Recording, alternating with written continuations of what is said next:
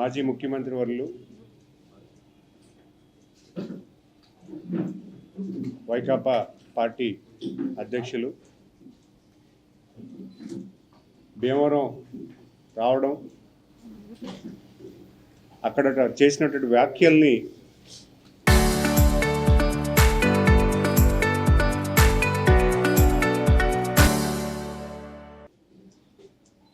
తప్పుపరుస్తూ దాన్ని ఖండించే ప్రయత్నం చేయాలి మనందరం కూడా.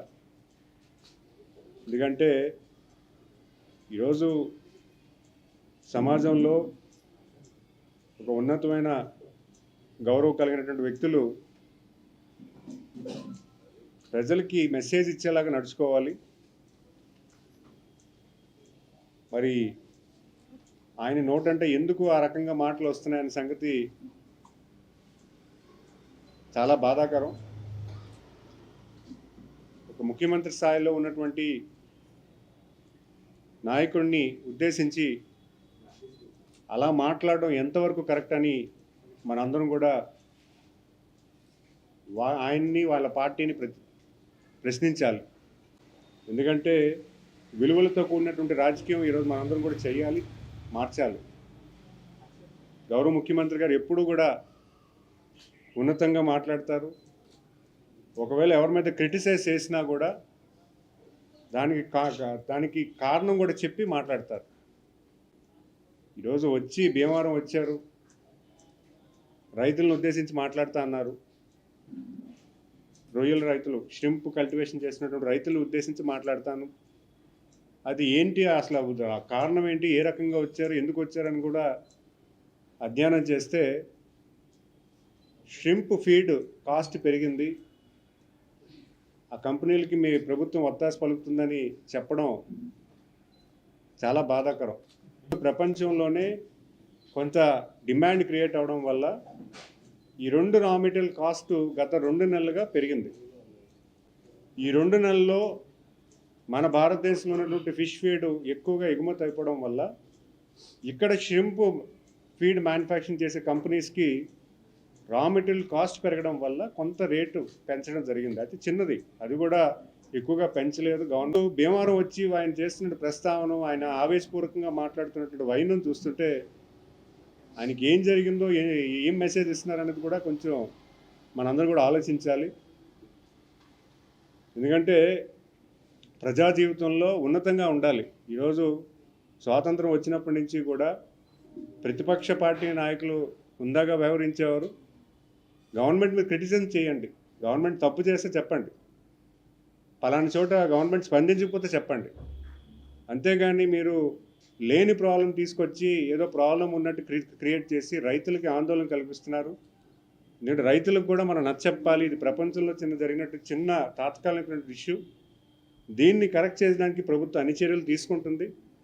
దాన్ని ఆలోచించకుండా ఆయన వచ్చి పెద్ద పెద్ద మాటలని గౌరవ ముఖ్యమంత్రి గారు ఉద్దేశించి మాట్లాడడం ఖచ్చితంగా మనందరూ కూడా ఖండించాలి.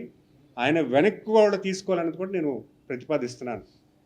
ఆయన అన్నటువంటి మాటలు ఏవైతే ఉన్నాయో అవి వెనక్కి తీసుకొని ఆయన కూడా భవిష్యత్ కాలంలో ఎలాంటి మాటలు ఆడనని కూడా ఖచ్చితంగా చెప్పాలి. ఎందుకంటే మాకు గౌరవ ముఖ్యమంత్రి గారు ఎప్పుడూ కూడా క్రిటిసిజం మీరు చేస్తే నిజంగా నిజ నిర్ధారాలు చేసి మీరు మాట్లాడండి. ఎవరు కూడా వ్యక్తిగతంగా ఎవరి మీద దూషించొద్దని కూడా మాకు చెప్తూ ఉంటారు. ఈరోజు వాళ్ళు ఆయన మాట్లాడుతున్నట్టు వైనం చాలా బాధాకరం. మరి నిన్న మొన్న కూడా చూసాము. నిన్న విశాఖపట్నంలో ఫిషర్మ్యాన్ ఏదైతే విపత్తులో మనం ఒక 6గురిని కోల్పోయామో ఆ రోజు ప్రభుత్వం చాలా స్పష్టంగా స్పందించడం జరిగింది. రాత్రి సుమారు 10 గంటలకి ప్రభుత్వానికి తెలియజేయడం జరిగింది, ఇలా ఒక బోట్ మిస్సింగ్ అయిందని చెప్పడం జరిగింది. వెంటనే ఆ బోటు పరిశీలించి, అంటే వెతకమని చెప్పి అట్ట నావీ వాళ్ళకి, అలాగే ఉన్నటువంటి సెర్చ్ ఆపరేషన్స్ కావాల్సిన అన్ని డిపార్ట్మెంట్లు కూడా ఆ రోజు సమకూర్చడం జరిగింది. 72 అవర్స్ని దాన్ని మానిటర్ చేయడం జరిగింది. ఒక వ్యక్తిని పట్టుకొని రక్షణ కల్పించి ఆయనకి కావాల్సినటువంటి ఆరోగ్యం కూడా చూడడం జరిగింది.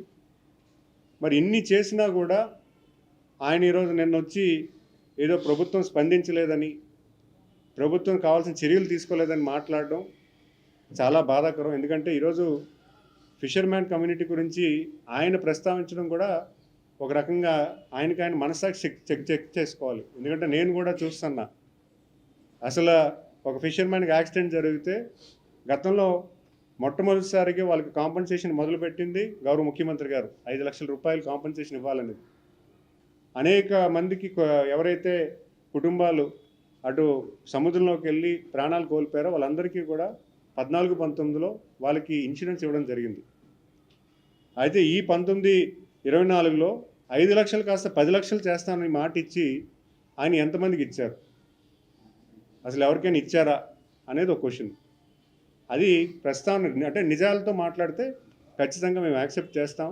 ఈరోజు ఫిషర్మ్యాన్ కమ్యూనిటీ మీద ఏదో అభిమానం ఉన్నట్టు, ఆయనకి ఏదో బాధ్యత ఉన్నట్టు వచ్చి మేము ₹1 కోటి ఇస్తాము, కొత్త బోటు కొనిసిస్తాము అని వాళ్ళని మభ్యపెట్టి వాళ్ళని లేనిపోని మాటల్లో తీసుకొచ్చి ఈరోజు ప్రభుత్వాన్ని తప్పుపట్టే ప్రయత్నం చేస్తున్నారు. ఖచ్చితంగా మేము అది తప్పని తెలియజేసుకుంటాం. ఎందుకంటే 72 అవర్స్ మేము సర్చ్ ఆపరేషన్ చేశాము. మీరు కూడా చూశారు ఆ వీడియోస్ అన్నీ కూడా. హెలికాప్టర్ కంటిన్యూస్గా సర్వేలెన్స్ చేసింది. అలాగే నావీ వాళ్ళు కూడా కంటిన్యూస్గా సర్వేలెన్స్ చేయడం జరిగింది.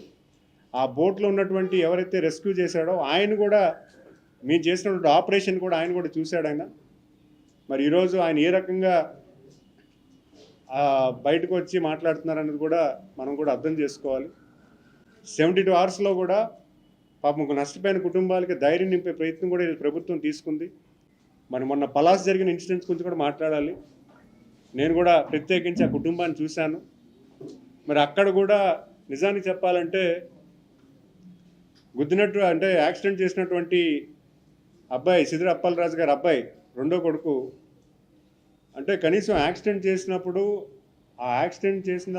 ఆ ఉన్నటువంటి వ్యక్తిని హాస్పిటల్ తీసుకెళ్లే ప్రయత్నం చేస్తుంటే ఈరోజు ఆ పర్సన్ బతికేవారనే విషయం కూడా ఈరోజు మాకు వెలుగులోకి వచ్చింది. ఎందుకంటే ఆయన ఒక బైక్ మీద వెళ్ళి గుద్దినప్పుడు కొంత కొనువొప్పుతో ఉన్నాడు, వాడిని హాస్పిటల్ తీసుకెళ్ళి ఉంటే ఖచ్చితంగా వాడు బతికేవాడనే విషయాన్ని కూడా మరి వాళ్ళకి ఎందుకు అనిపించలేదని కూడా మనం ఒకసారి ఆలోచన చేయాలి. అవేవీ చేయకుండా కేవలం వాళ్ళ ఉన్నటువంటి స్నేహితుడో లేకపోతే ఆయనకున్నటువంటి పార్టీ ఫాలోవరో మరి ఎవరు సిద్ధార్థ్ అనే వ్యక్తి వచ్చి ఆయన్ని వెనక్కి పంపించి ఆయనే చేశానని ఒప్పుకొని స్టేషన్కి వెళ్ళి పోలీసులకి లొంగిపోయి, ఆయనే ఫోన్ చేసి స్టేషన్కి వెళ్ళి లొంగిపోయి ఈ రకంగా కేసు తప్పుదావ పెట్టి, మరి నిన్న ఆయన వచ్చిన తర్వాత 18 ఏళ్ళ కుర్రాడు తప్పు చేస్తాడు, దాన్ని మీరు సమర్థించడం అనేది ఖచ్చితంగా ఒక ప్రజాప్రతినిధిగా నేను ఆయన విజ్ఞతకి నేను వదిలేస్తున్నాను. ఎందుకంటే ప్రభుత్వంలో ఉండి ఒక గౌరవమైన పదవులు చేసినటువంటి వ్యక్తులు ప్రభుత్వాన్ని విధానాన్ని ఖచ్చితంగా తప్పుదోవ పెట్టకూడదు. మరి ఆయన సొంత ఇంటికి ఒక న్యాయమా, ఒక చట్టమా, పరాయి ఇంటికి వేరే చట్టమా అనేది ఒక్కసారి మనం అడగాల్సిన అవసరం కూడా ఉంటుంది. మరి ఇవన్నీ కూడా ఆయన సమర్థిస్తూ నిన్న ఈరోజు మాట్లాడడం ఖచ్చితంగా ప్రజలెవరూ కూడా ఆక్షేపించరని, రైతుల్ని ఆందోళన పరుస్తున్నాడు ఆయన.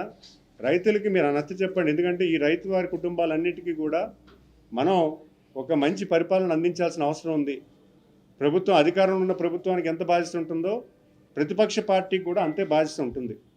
ఎందుకంటే ఈరోజు మనం చేస్తున్నటువంటి ప్రతి ప్రయత్నం కూడా ప్రజలను ఎంపవర్ చేయడానికి, ప్రజల్లో ఒక ఆరోగ్యమైనటువంటి వాతావరణం కల్పించడానికి మనం ప్రయత్నం చేయాలి. మీరు చేస్తున్నటువంటి ఆరోపణలన్నీ కూడా ఆందోళన కలిగించేటువంటి వాతావరణం తీసుకెళ్లే దశగా మీరు చేస్తున్నారు. ఖచ్చితంగా ఇది తప్పు. మీరు చేసినటువంటి పాపం వల్లే గతంలో మీరు 11 సీట్లు మిగిలిపోయారు. మళ్ళీ అదే పాపం చేయడం వల్ల మీకు రేపు డిపాజిట్లు కూడా రావని సంగతి కూడా నేను తెలియజేసుకుంటూ, మరి ఈరోజు మీరు చేసినటువంటి వ్యాఖ్యల్ని మీరు వెనక్కి తీసుకోవాలి. ఎందుకంటే మీరు చేస్తుంది ప్రజా జీవితంలో ఎట్టి పరిస్థితుల్లో కూడా అలాంటివి ఎవరు కూడా హర్షించరనే విషయాన్ని కూడా మీ ద్వారా ప్రజలందరికీ కూడా తెలియజేసుకుంటున్నాను.